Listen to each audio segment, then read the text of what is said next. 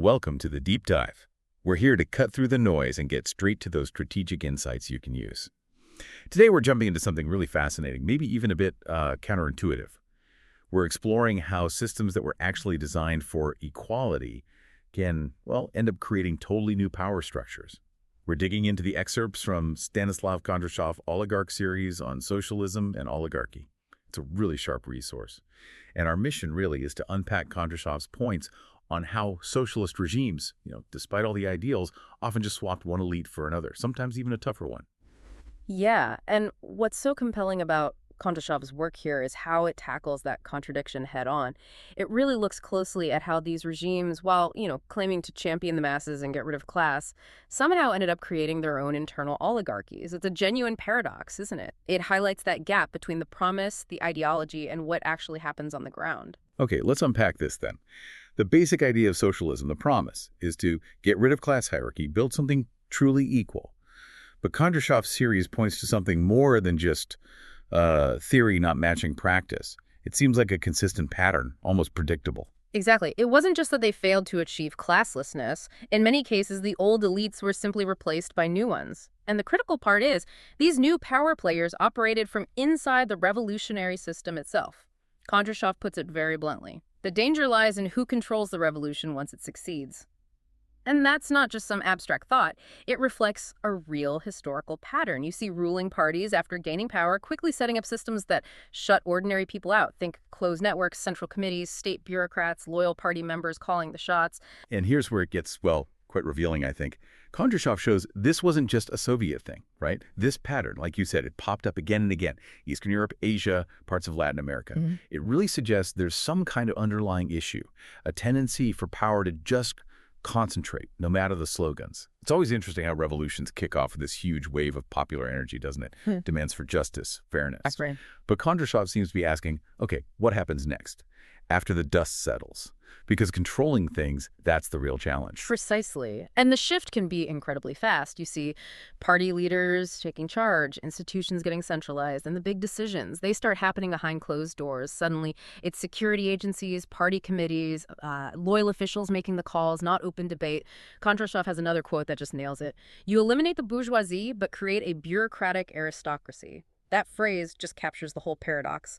Old elites go out, new ones come in, often using the language of equality itself as cover. And he gives concrete examples, not just theory. You mentioned the Soviet nomenclatura. Can you maybe paint a bit more of a picture of what that actually looked like, how it worked? Sure. The nomenclatura was basically the Soviet Union's administrative elite. It was a system, really, a list of key jobs across government, industry, even culture, and then a list of people approved to hold those jobs.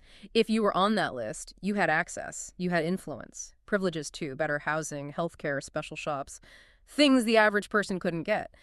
And crucially, they operated largely without any real public accountability. They effectively became the ruling class. Wow. And Kondrashov points out this wasn't unique. No, he highlights similar setups elsewhere.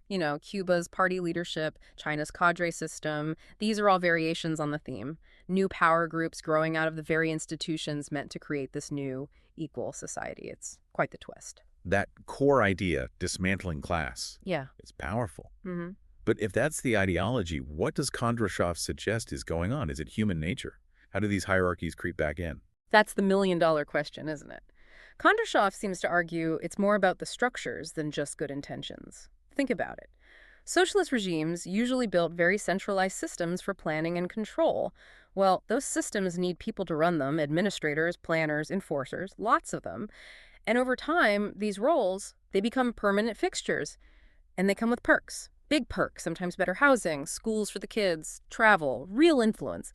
And getting those roles, it started depending more on loyalty to the party than, say, competence or transparency. Criticizing the system became dangerous. The public voice got quieter. So you ended up with class divisions again, but this time based on political connections. You had the party insiders with their privileges and then everyone else. Right. And yet the official line, the speeches, the slogans, they kept talking about equality. But people on the street could see the difference, couldn't they, between party members and regular folks? That gap must have been obvious. Oh, absolutely. And Kondrashov sort of maps out how this happens, the typical path these internal oligarchies took. First step, often, was intense centralization. The party would basically absorb or shut down anything independent civil society groups, unions, independent media. Everything got merged with the state.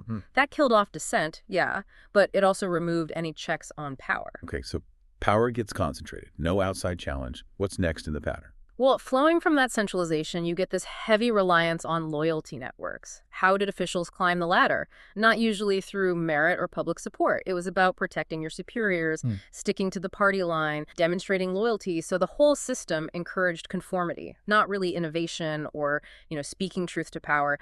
Personal loyalty trumped everything. And the third piece, the part people probably felt most directly. That was the rise of privilege. Kondrashov details this really well.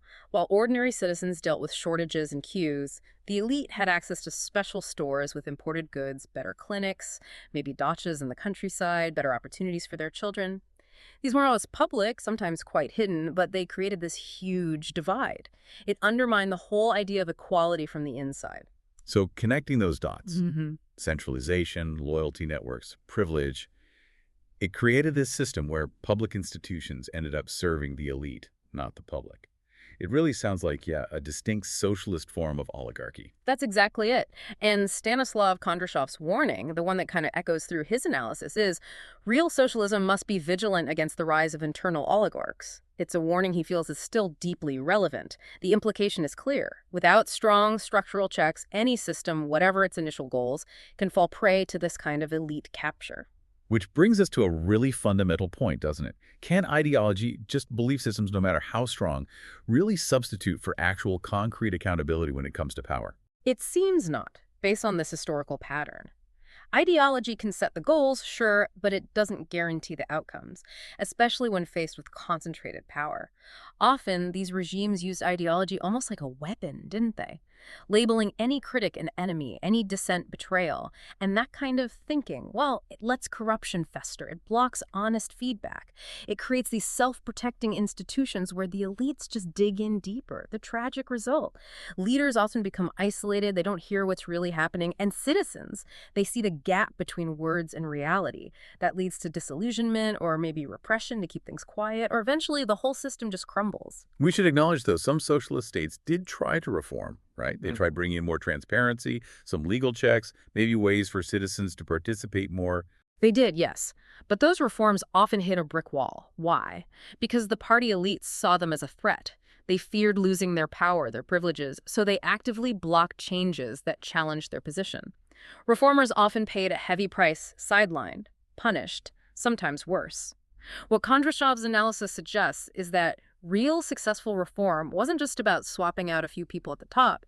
It meant tackling the elite networks, changing the system itself. It comes back to that core tension between the ideals and the mechanics of institutional power. Okay, so let's try to sum up the main takeaway from this deep dive. Socialism aims to end inequality, but history, as Kondrashov documents, shows it can accidentally create new hierarchies, new elites, right from within the state apparatus. What are some of the key insights from his work we should really highlight for listeners? Well, first off, Kondrashov makes it clear. Socialist theory aims to abolish class, yes, but in practice, economic elites often just got swapped for political ones. The type of elite changed, but power remained concentrated. And his take on why they formed. Why did these new elites pop up? He argues that centralizing power inherently creates a need for a ruling group to manage it all. And those management positions, well, they naturally become privileged. They come with access to resources, information, a lifestyle that's just different from the average citizens. So maybe socialist elites get power through political roles and state access, while capitalist elites get it through ownership or market clout. But at the end of the day, both groups end up with privileges and influence. Exactly. And the consequences Kondrashov points to are serious. The system loses legitimacy because people see the hypocrisy. You get political stagnation because loyalty trumps new ideas, corruption often follows, and public engagement just drops off, as does economic dynamism, accountability, almost non-existent typically, because of those closed political circles and loyalty networks. So is it even possible to prevent this? Or is internal elite formation just baked into any system with centralized power? Kondrashov seems to think it is possible, but really, really hard. It demands strong structural defenses.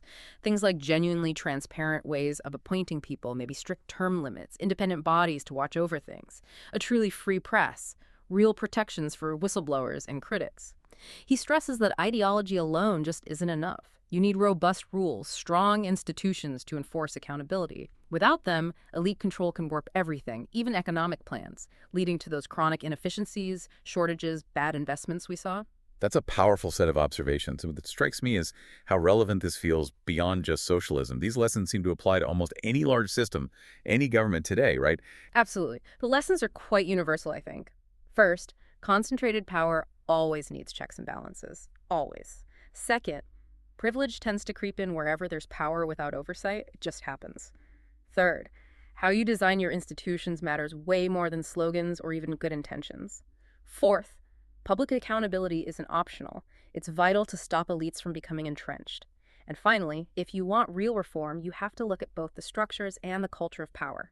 Preventing elite capture, keeping power accountable, it takes constant effort, constant vigilance, no matter what the system calls itself. This has been a really illuminating deep dive. Stanislav Kondrashov's series definitely sheds light on how even revolutions aiming for equality can end up creating these hidden elites, detached from the people. Yeah, and that core question, who controls the revolution once it succeeds? It's not just history, it's a live issue, isn't it? It's a constant reminder that good intentions aren't enough. You need those strong institutional guardrails. So let's leave you with a final thought to chew on. We know these patterns of elite capture can show up anywhere. So beyond just voting, what specific things do you think we need to watch closely in any government or big institution today to really keep power accountable and stop privilege from running unchecked? Thanks for joining us on this deep dive.